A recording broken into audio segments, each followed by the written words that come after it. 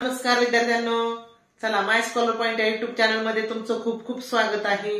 तर पहा, आपण कुठल्याही नोकरीची जर तयारी करत असाल तर सुरुवातीला आपल्याला स्पर्धा परीक्षा हे द्याव्याच लागतात। नोकरीची तयारी करत असताना, स्पर्धा परीक्षा देत असताना आपल्याला जास्त स्पर्धा परीक्षेची तयारी करत असताना गणित आणि बुद्धिमत्ता हे दोन्ही घटक अतिशय कमी वेळामध्ये आपल्याला सोडवायचे असतात आणि त्याच्यावर आपलं स्कोरिंग अवलंबून असतं। त्याच्यामुळे काय करावं लागतं, जास्तीत जास्त सराव अगोदर केला तर आपल्या परीक्षेच्या कमी वेळामध्ये आपले जास्त गणित सोडवतील, आपला वेळ वाया जाणार नाही आणि आपले गणित पण अचूक होतील। त्याच्यासाठी आपण काय केलं पाहिजे बघा, नियमित सराव केला पाहिजे आणि सरावासाठी माझ्या युट्यूब चॅनलला अवश्य भेट द्या। खूप अशा प्रकारचे गणिताचे आणि बुद्धिमत्तेचे व्हिडिओ आपल्या युट्यूब चॅनलवर आहेत, तर अवश्य भेट द्या आणि प्रत्येक व्हिडिओ शेवटपर्यंत पहा। चला, आजच्या या घटकामध्ये, आजच्या या व्हिडिओमध्ये आपण काय पाहणार आहोत, तर आजच्या व्हिडिओमध्ये आपण पाहणार आहोत पृष्ठफळ आणि घनफळ म्हणजे काय। तर आता पृष्ठफळ कशाला म्हणायचं आणि घनफळ कशाला म्हणायचं हे आपण पाहू। चला, कालच्या व्हिडिओमध्ये आपण पाहिलं की क्षेत्रफळ आणि परिमिती म्हणजे काय। आता क्षेत्रफळ आणि परिमिती कोणत्या आकृतीची काढायची असते, ज्या द्विमितीय आकाराच्या आकृत्या असतात त्यांचे क्षेत्रफळ आणि परिमिती काढत असतो। पण ह्या ज्या आकृत्या आहेत ह्या आहेत त्रिमितीय आकृत्या। त्रिमितीय आकृत्या म्हणजे आपण थोडक्यात सांगायचं झालं तर ते आपण फुगलेल्या आकृत्या म्हणतो। फुगलेले जे आकार असतात त्याला आपण त्रिमितीय आकार असं म्हणतो। आता याच्यामध्ये पहा, ह्या पहिला आकार आपण पाहिला, हा आहे घन, आणि दुसरी आकृतीची जर पाहिली ती आहे इष्टिकाचित्ती। घन आणि इष्टिकाचित्ती याचा जर आपण नीट अभ्यास केला तर एक लक्षात येईल, घनाला 12 कडा असतात, इष्टिकाचित्तीला सुद्धा 12 कडा असतात। घनाला 6 पृष्ठ असतात, इष्टिकाचित्तीला सुद्धा 6 पृष्ठ असतात। घनाला 8 शिरोबिंदू असतात, इष्टिकाचित्तीला सुद्धा 8 शिरोबिंदू असतात। पहा, या ठिकाणी आपण सगळं जर नीट पाहिलं तर सगळं सेम असतं, मग या आकृत्या वेगळ्या का दिसतात।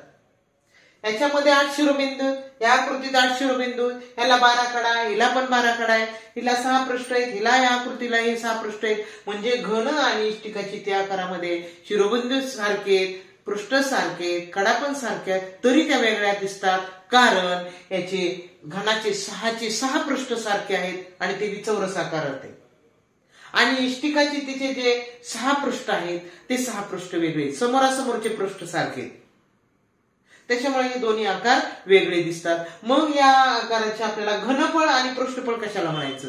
कालच्या व्हिडिओमध्ये आपण पाहिलं बघा, परिमिती आणि क्षेत्रफळ। एक लक्षात घ्यायचं, परिमिती म्हणजेच परिमिती ही द्विमितीय आकाराची काढायची असते आणि घनफळ हे त्रिमितीय आकाराचं काढायचं। आता त्रिमिती आणि द्विमितीय आकार हे तुमच्या लक्षात आलं असेल। द्विमितीय आकार, आता चौरस हा झाला द्विमितीय आकार, पण घन हा झाला त्रिमितीय आकार। आयत हा झाला द्विमितीय आकार, पण इष्टिकाचित्ती हा झाला त्रिमितीय आकार। एक लक्षात घ्यायचं, ज्यावेळेस त्रिमितीय आकार असतात त्यावेळेस त्याचं परिमिती न काढता त्याचं घनफळ काढलं जातं, आणि त्रिमितीय आकार असल्यानंतर त्याचं क्षेत्रफळ न काढता पृष्ठफळ काढलं जातं। मग एक लक्षात घ्यायचं, म्हणजे त्रिमितीय आकाराच्या क्षेत्रफळाला पृष्ठफळ म्हणतात आणि परिमितीला घनफळ म्हणतात। आता एक लक्षात घ्यायचं, मग घनफळ काढायचं म्हणजे काय, तर जेवढ्या बाजू तेवढ्याला, आता घनाच्या सगळ्या बाजू सारख्या आहेत। घनाला कडा किती असतात, कडा 12 आहे, दोन्ही आकृतीला सेम आहे। पहा, शिरोबिंदू 8 आहे, शिरोबिंदू 8 आहेत, आणि पृष्ठ जर पाहिले तर पृष्ठ सगळे 6 आहेत। दोन्ही आकृतीचं सेम आहे, तरी परंतु आपण आताच पाहिले की दोन्ही आकृत्या वेगळ्या दिसतात। तर आता आपण पहा, घनफळ म्हणजे काय नेमकं। घनफळ म्हणजे तिन्ही लांबी, रुंदी आणि उंची। आता ह्याची घनाची लांबी, रुंदी आणि उंची ही सारखी आहे, कारण तो घन असल्यामुळं त्याच्या सगळ्या बाजू सारख्या आहेत, म्हणून त्याची लांबी, रुंदी, उंची सारखी। मग घनाचं जे घनफळ आहे ते घनफळ काढत असताना आपण काय करणार आहोत, लांबी गुणिले रुंदी गुणिले उंची। घनाचे घनफळ म्हणजे चारी बाजू सारख्या आहेत, त्याच्या घनाचे घनफळ चारी बाजू सारख्या असल्यामुळे आपण काय म्हणणार आहे, बाजू गुणिले बाजू गुणिले बाजू, कारण लांबी, रुंदी, उंची सेम आहे, म्हणून बाजू गुणिले बाजू गुणिले बाजू, बाजूचा 3 वेळा गुणाकार, म्हणून त्याचं सूत्र झालं बाजूचा घन। आता इष्टिकाचित्तीचं घनफळ कसं काढणार आहे पहा, इष्टिकाचित्तीचे घनफळ त्याचं सूत्र बघा, इष्टिकाचित्तीचे घनफळ। आता ह्याच्यात लांबी, रुंदी आणि उंची वेगवेगळी ना, त्यामुळे काय करायचं तर लांबी गुणिले रुंदी गुणिले उंची, हे त्याचं झालं घनफळाचं सूत्र, लांबी गुणिले रुंदी गुणिले उंची। हे इष्टिकाची ती आकाराच्या घनफळाचं सूत्र. आता पृष्ठफळाचं काय सूत्र येईल ते आपण म्हणायचं. पहिल्या घनाला 6 पृष्ठ आहेत, इष्टिकाची तीला पण 6 पृष्ठ आहेत. इष्टिकाची ती आकाराच्या वस्तू जर तुम्ही पाहिल्या तर घरामध्ये कपाट असतं किंवा जी आपल्याला कपड्याच्या साबणाची जी वडी असते ती पण इष्टिकाची ती आकाराची असते. काडीपिटी इष्टिकाची ती आकाराची असते. त्याचबरोबर आणखी विट असते, विटेचा सुद्धा आकार इष्टिकाची ती आकाराचा असतो. आणि घन जर पाहिलं तर आपल्या जे सबसिडीमध्ये जो फासा असतो तो घन आकृती असतो. अशा प्रकारे मग ह्याचं जे पृष्ठफळ काढायचं ते कसं काढायचं, त्याचं सूत्र काय असेल तर पहा, घनाचे पृष्ठफळ बरोबर आता पहा, घनाला किती पृष्ठ आहेत, 6 पृष्ठ आहेत आणि सगळे पृष्ठ चौरस आकृती असतात. मग एक लक्षात घ्यायचं, एका पृष्ठाचं पृष्ठ जो आहे त्याचं क्षेत्रफळ घेतलं तर त्याचं क्षेत्रफळाचं काय सूत्र आहे पहा, बाजू गुणिले बाजू म्हणजे बाजूचा वर्ग. म्हणजे पहा, एक लक्षात घ्या, चौरसाचं जे क्षेत्रफळ आहे त्या चौरसाच्या क्षेत्रफळाचं सूत्र असतं बाजूचा वर्ग म्हणजे बाजू गुणिले बाजू. असं एक पृष्ठ झाला चौरस आकृती. असे किती पृष्ठ आहेत, 6 पृष्ठ आहेत. म्हणून त्याचं सूत्र काय होईल, 6 गुणिले बाजूचा वर्ग किंवा 6 कंसात बाजूचा वर्ग. हे झालं घनाच्या पृष्ठफळाचं सूत्र. घनाच्या पृष्ठफळाचं सूत्र. आता इष्टिकाची तिचे सगळे पृष्ठ वेगळे आहेत, त्याचं सूत्र कसं तयार करणार बघा. इष्टिकाची तिचे पृष्ठफळ बरोबर 6 पृष्ठ असतात आणि समोरासमोरचे पृष्ठ सारखे असतात. हा जर पृष्ठ आपण पाहिला, हा ह्याच्यामध्ये जर पाहिला तर काय होणार, ही लांबी आणि ही उंची, किंवा हा जर पाहिला तर ही उंची आणि रुंदी. मग एक लक्षात घ्यायचं, प्रत्येक जे पृष्ठ आहे 2 पृष्ठ सारखे समोरासमोरचे. मग एक लक्षात घ्या, पहिल्यांदा एका पृष्ठाचं घ्यायचं 2 कंसात रुंदी गुणिले उंची अधिक उंची गुणिले लांबी. असं का म्हणलेलं आहे, कारण आपण पाहिलं की एका ह्याचं जर क्षेत्रफळ लांबी गुणिले रुंदी हे ह्याचा क्षेत्रफळाचं सूत्र असते. आयताच्या क्षेत्रफळ, आता प्रत्येक पृष्ठ हा आयताकृती, त्याचं क्षेत्रफळाचं सूत्र आहे लांबी गुणिले रुंदी.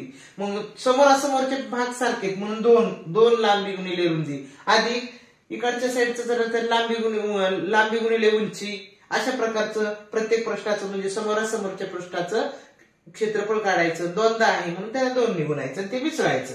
अशा प्रकारे मग कसं मांडायचं, ह्याला 2 कंसात लांबीला लिहायचं L गुणिले रुंदी म्हणजे B अधिक B गुणिले H अधिक H गुणिले L. अशा प्रकारचं इष्टिकाची तिच्या पृष्ठफळाचं सूत्र आहे. याच्यावर कशा प्रकारचे उदाहरणं येतात पहा, तर पहा, घनफळावरचे काही उदाहरणं असतात आणि पृष्ठफळावरची काही उदाहरणं असतात. पृष्ठफळाचे उदाहरणं कसे येतात की सगळ्या पृष्ठाला कलर द्यायचा आहे तर किती खर्च होईल, अशा प्रकारचं उदाहरणं येतात. किंवा घनफळाचं जर आपल्याला काढायचं झालं तर घनफळावर कशा प्रकारची उदाहरणं येतात, तर घनफळावर असे येतात की तिची हौद आहे आकाराचा आणि त्याच्यामध्ये खोलपर्यंत पाणी भरलेले तर किती पाणी बसेल, किंवा किती घन छोटे छोटे घन जर केले तर किती घन बसतील. अशा प्रकारची उदाहरणं याच्यावर येऊ शकतात. तर पहा, खूप खूप महत्वाचं प्रकरण आहे हे. नीट समजून घेतलं सखोल तर तुम्हाला काहीच अडचण येणार नाही. तर आजच्या या आपण काय करणार आहोत, सुरुवातीला आपण छोटे छोटे उदाहरणं घेणार आहोत आणि अतिशय महत्वाचे उदाहरण आपण उद्याच्या व्हिडिओमध्ये पण पाहणार आहोत. चला बघू आपण. एका घनाचे पृष्ठफळ 96 चौरस सेंटीमीटर आहे तर त्याचे घनफळ किती घन सेंटीमीटर असेल. घनाचं पृष्ठफळ दिलेलं आहे आणि आपल्याला घनफळ विचारलेले. एक लक्षात घ्यायचं, घनफळ काढण्यासाठी आपल्याला बाजू माहित असणं गरजेचं असते. मग आपण पृष्ठफळावरून काय करू, बाजू काढून घेऊ आणि नंतर घनफळ काढू. मग बघा, घनाचे पृष्ठफळ, आता सूत्र आपल्याला माहिती, घनाचे पृष्ठफळ बरोबर, आता आपण पाहिलं घन आकार पाहिला आताच की घन आकारामध्ये सगळे पृष्ठ हे चौरस आकृती असतात. मग एका पृष्ठाचं जर क्षेत्रफळ काढलं तर ते किती येते, बाजूचा वर्ग. आणि 6 पृष्ठ असतात म्हणून 6 बाजूचा वर्ग हे त्याचं सूत्र असेल, 6 बाजूचा वर्ग. आता घनफळ किती, पृष्ठफळ किती दिलेले पहा, 96 दिले आणि इकडे 6 बाजूचा वर्ग. आता पुढे 6 आहेत गुणिले अगोदर बरोबरच्या अलीकडे आणू आपण 6 भागिले करू याला आपण 6 एक 6 उरले 3 6 6 36 म्हणजे 16 बरोबर बाजूचा वर्ग म्हणून बाजू किती येईल बरं मग 16 कुणाचा वर्ग आहे 4 चा म्हणून बाजू झाली 4 आता बाजू माहित झाली आता आपण घनफळ काढू आता पहा घनाचे घनफळ बरोबर बाजूचा घन बाजू गुणिले बाजू 3 वेळा म्हणजेच बाजूचा घन म्हणजे 4 गुणिले 4 बरोबर 4 चौक 16 आणि 16 चौक 64 आता घनफळाचं एकक असलं ते घन सेंटीमीटर वापरायचं कधी पण घनफळ काढायला सांगितलं तर घन सेंटीमीटर आणि पृष्ठफळ जर काढायचं झालं तर जे चौरसाला क्षेत्रफळाला जे एकक असतं आपलं क्षेत्रफळाला एकक असतो चौरस ते वापरायचं पण घनफळाला जर निघालं तर त्याला वापरायचं घन आणि जर एकक सेंटीमीटर मध्ये असेल तर सेंटीमीटर लिहायचं मीटर मध्ये असेल तर मीटर मध्ये लिहायचं उदाहरण बघा एका घनाची एक बाजू 2 मीटर आहे ती 4 मीटर केल्यास बघा एका घनाची बाजू 2 मीटर आहे ती 4 मीटर केल्यास त्या घनाचे घनफळ किती पटीने वाढेल म्हणजे ज्यावेळेस घनाची बाजू 2 होती त्यावेळेस घनफळ किती होईल आपल्याला काढावं लागेल आणि ज्यावेळेस घनाची बाजू 4 झाली त्यावेळेस घनफळ किती ते आपण काढू बघा बाजू 2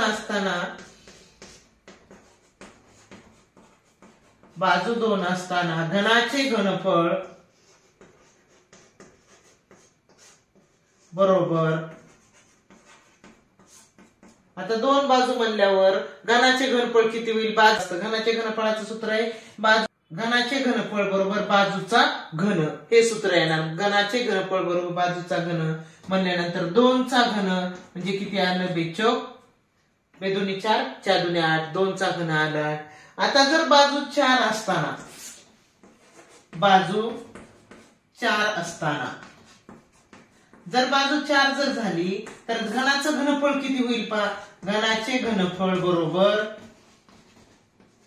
आता पहा बाजूचा घन म्हणजे 4 चा घन 4 चौक 16 16 चौक 64 बघा ज्यावेळेस बाजू 2 होती त्यावेळेस घनफळ 8 आलं बाजू 4 झाली त्यावेळेस 64 झालं मग किती पटीने वाढलं तर बघा म्हणजे 8 होतं त्याचं 64 झालं म्हणजे बघा बाजू दुप्पट केली तर घनफळ किती पट झाले पहा 8 एका 8 म्हणजे किती पटीने वाढलं पहा 8 पटीने वाढलं म्हणजे ज्यावेळेस घनफळ दुप्पट बाजू दुप्पट केली त्यावेळेस घनफळ 8 पटीने वाढते म्हणजे किती पटीने वाढले तर 8 पटीने वाढले उदाहरण बघा एका साबणाच्या वडीची लांबी 7 सेंटीमीटर रुंदी 5 सेंटीमीटर जाडी 2.5 सेंटीमीटर आहे ज्या पुट्ट्याच्या खोक्याची लांबी रुंदी व जाडी अनुक्रमे 56 सेंटीमीटर 40 सेंटीमीटर व 25 सेंटीमीटर असेल तर त्यात अशा किती साबणाच्या वड्या ठेवता येतील बघा साबणाचं खोकं दिलंय त्याची लांबी रुंदी उंची जाडी दिलेली उंची म्हणजे जाडी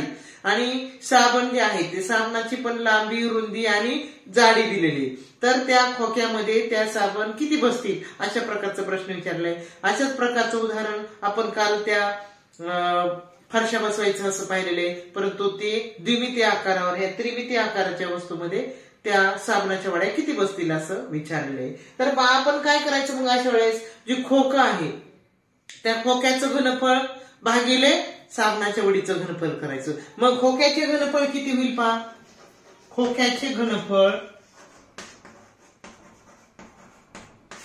भागिले म्हणजे छेद कशाचं साबणाच्या वडीचे घनफळ साबणाच्या वडीचे घनफळ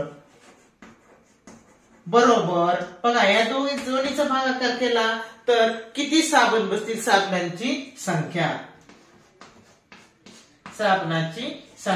म्हणजे पहा आता आपण खोकं जे मोठं आहे त्या खोकामध्ये साबण किती बसतील हे काढण्यासाठी काय करू खोक्याच्या घनफळाला आपण काय करू साबणाच्या घनफळाने भागू म्हणजे साबणांची संख्या येईल तर पायाचं खोक्याचं घनफळ काय बघा बाजू गुणिले बाजू बघा इष्टिकाची त्या आकाराचं खोका असल्यामुळे लांबी गुणिले रुंदी गुणिले उंची बघा खोक्याचं घनफळ काय होईल लांबी म्हणजे एल गुणिले बी गुणिले एच भागिले आता एकूणाचं झालं खोक्याचं आता खाली साबणाचं ह्याचं एल गुणिले बी गुणिले एच कुणाचं साबणाचं. आता बघा खोक्याचं किती 56 गुणिले 40 गुणिले 25 भागिले साबणाच्या वडीचं घनफळ साबणाच्या ह्याची लांबी रुंदी दिली बघा 7 गुणिले 5 गुणिले 2.5.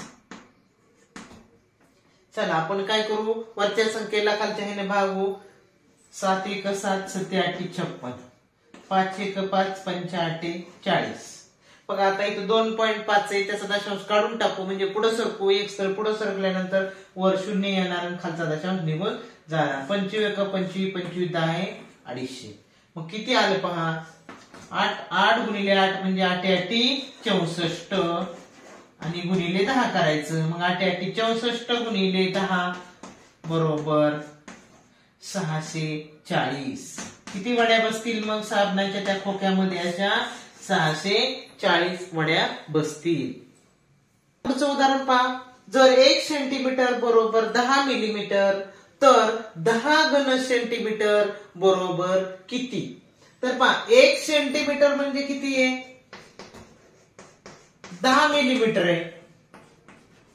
10 मिलीमीटर तर आपल्याला 10 घन सेंटीमीटर म्हणजे अगोदर आपल्याला 1 सेंटीमीटर बरोबर 10 मिलीमीटर. मग 1 घन सेंटीमीटर बरोबर किती येईल पहा. घन सेंटीमीटर म्हणले घन म्हणले की 3 वेळा गुणाकार म्हणजे 10 गुणिले 10 गुणिले 10 बरोबर 1000 घन मिलीमीटर. 1 घन सेंटीमीटरचं पण आपल्याला 10 घन सेंटीमीटरचं विचारले म्हणून 10 घन सेंटीमीटर बरोबर आता घन सेंटीमीटर म्हणलं की 3 वेळा गुणाकार करायचा म्हणजे 1000 गुणिले 10 म्हणल्यावर किती 10 घन सेंटीमीटर म्हणून आपण ह्याला 10 ने गुणू. मग किती आलं पहा 10,000 घन मिलीमीटर. 1 घन सेंटीमीटरचं आपण मिलीमीटर केलं घन म्हणलं की 3 वेळा गुणाकार म्हणून 3 वेळा गुणाकार केला. मग 10चं किती मग 10 न गुणाकार केला मग 10,000 घन मिलीमीटर. 10,000. विद्यार्थ्यांनो व्हिडिओ शेवटपर्यंत पहा. पृष्ठफळ आणि घनफळ हे अतिशय महत्वाचं प्रकरण आहे पहा. याच्यावरचे आणखी खूप महत्वाचे उदाहरण आपण उद्याच्या व्हिडिओमध्ये पाहणार आहोत. त्याच्यामुळे प्रत्येक गणित नीट समजून घ्या आणि व्हिडिओ शेवटपर्यंत पहा आणि आवडल्यास लाईक करत चला. इतर मित्रमैत्रिणींना सुद्धा आपल्या व्हिडिओ युट्यूब चॅनलची लिंक पाठवा आणि सबस्क्राईब करायचं राहिलं असेल कोणी सबस्क्राईब करा. धन्यवाद.